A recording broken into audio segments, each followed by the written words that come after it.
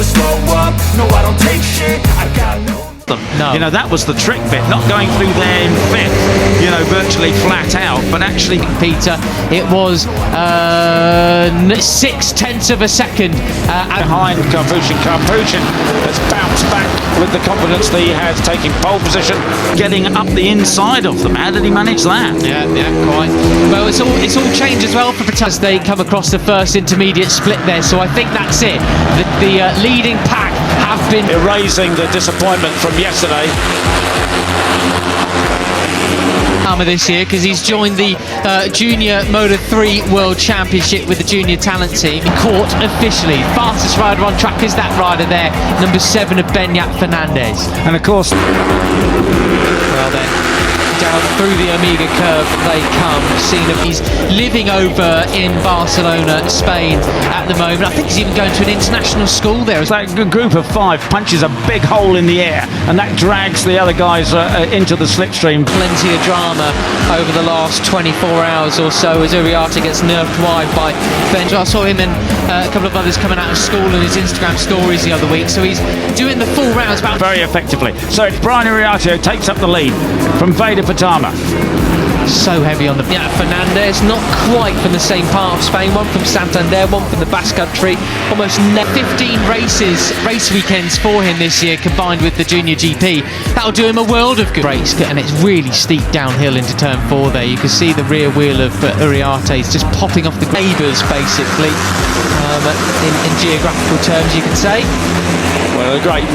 And Brian Uriarte has seen the fact that Veda is splitting here. We're not even half distance. Round momentarily as they now come into the fastest sweeping section as Guillaume Plot. Mix of nationalities there at the front of the field, isn't it? Kyrgyzstan. Yeah, we're just coming up to half distance, and Veda has split. He's taken about a 10 bike length lead, and first rider to have a long lap penalty for exceeding track limits. He's a 20th leads from Indonesia, Spain, Argentina, Italy. Brian doesn't want to see him. He says, there's the usual, get in behind me. Let's spot at the moment. That'll move him down, likely to last. Right, and as you were talking about Zen Mitani, the number 34, up into 9th place now, whereas Pratama was the one who got really pushed back. Let's just see whether Hakim Danish follows the script and gets in beside about, using up your tyres too much. These Pirellis are really superb tyres. They do in the latest big shuffle. Yeah, and as Zen said, his real problem is qualifying. He came off, gets in behind him as they go after Veda Pratama, and Uriarte is closing down. Do drop off, the performance does fade away slightly, but it's very, very predictable. So the guys can feel what the 6th row of the grid today from 16th, and he said it's just very hard when you come from the. And that's a 10 bike length lead. It's back to about 2 now. Yeah, exactly that. Well, it's happening, and usually doesn't give them any nasty surprises. It's Brian Uriarte that leads back like that, but he's he did a superb job yesterday in the wet. He got up to 5th place. The action behind, we're not seeing too much of it at the moment, but it really is all action down to a back. But up the inside now, it's David Gonzalez there on the number 11 into 2nd place. I wonder if he could do the same thing today. Christian Daniel Jr. in 11th spot at the moment. Wow. 11th place, 12th place, even 13th place, I think, actually, with Mitani and Plot there. I think I saw Christian Daniel pushing Marco Morelli rather wide there in towards the penultimate turn. Martinez just behind him in 12th, those two biding their time a bit as we look towards the front of the race still, because Christian Daniel Jr. crossed the line in 6th position. He's now been pushed all the way back. And there we have the weave-in. Riders trying to avoid the other riders catching car, pushing the rider who's really wanted to stay out front. He's happy to lead and do all the leg to 11th, so clearly it's all action behind. I've got to say, actually, TV Direction are listening in. I'm too much of a slipstream. Morelli up the inside of Daniel again, just slots it there, goes a little bit wide onto the court. Morelli just behind him with Gonzalez too, and Benyat Fernandez doing a late braking into what we like to get a look at. Positions 4 down to 13, I reckon, because this is all green then, so he might himself have a track limits warning, but they have officially been caught by the others. They got to turn 1 as well. and as we've said so many times, you know, the guys don't have to muck each other up. All very interesting, but it's a bit follow the leader. Clearly, the big chunks being taken out of these KTM. Now got car pushing on their tail, car pushing, moving up the inside, potentially, certainly of Morelli, but also... Now this is a place where you don't need the slipstream like you did at Mugello. Production machines is happening behind this leading trio.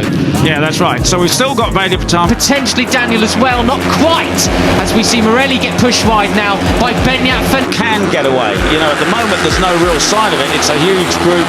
We're all the way top leading, but they're, you know, they're lapping now at the 140, low 149s. But Hakim's pole time. Hernandez moving up the inside. Danish side by side with Morelli in the background too. 15 down to Ewan Van Kruyten are in the battle for the lead, but it was 148.2, over, you know, a second quicker than they're now going. So Uriarte leads from Gonzalez. I wonder now if Gonzalez possible to break the advantage here and get clear. Let's see whether Karpushin can do it. It's Morelli. Right. Well then, we've also got the number 77 Nico Martinez there. Here we are. Has got with the fellow Spanish one. If the two Spanish can make a break for it, they've got the slide. In second place again, he's got Gonzalez, Uriarte, Fernandez and Ramadipa right on his tail. And Uriarte's got so this is that battle for fourth. Brilliant. Look at this. I mean, Carla Thompson leads them. You've got Fernandez advantage over Veda Pratama in third place. But they were half a second slower last time. Be careful because he's got a track limits warning. One more infraction, he'll have to go through the long lap penalty lane. Same goes for Lucas behind them. Morelli there, Pugliese, the old sparring partners for the European Talent Cup, now in the junior come around. Van Karpushin, Peter, the Yugoslavian rider, Coach Marcus Brown, 29 and 10 in 17th place at the moment. Yeah, and I saw Karpushin get GP Moto 3 Series, goes all the way back to Guillaume Plante. Ronnie, sorry. Yeah, look at this stuff, side by side. And precious close to the green at the bottom of the track on that lap. He may or may not have touched it. Who's back again for a third season. Hard on the brakes, the back end of the KTM hopping around there as Brian turns it. Marco Morelli in second place leads the pack, back in contact with Karpushin. Ramsdorfer, who started third, finds himself in 11th. Yeah, and then that's no, you know, into the first right-hander. And Agostinelli has got a long lap. They go down the hill, they've overtaken him, come out of the slipstream. There's his lead gun, it's Brian Uriarte who takes the lead. That's not a bad place to be in normal circumstances, but when you started on the front row of the grid, you really hope for more, obviously. Penalty. Yeah, that'll be a track limits thing as well, and it'll probably be, Pete, surely that it'll be the... Hey, David Gonzalez in second place. You're looking back from Uriarte at the number 11. Yeah, absolutely. They are not working together and hunting them down, unfortunately. It's now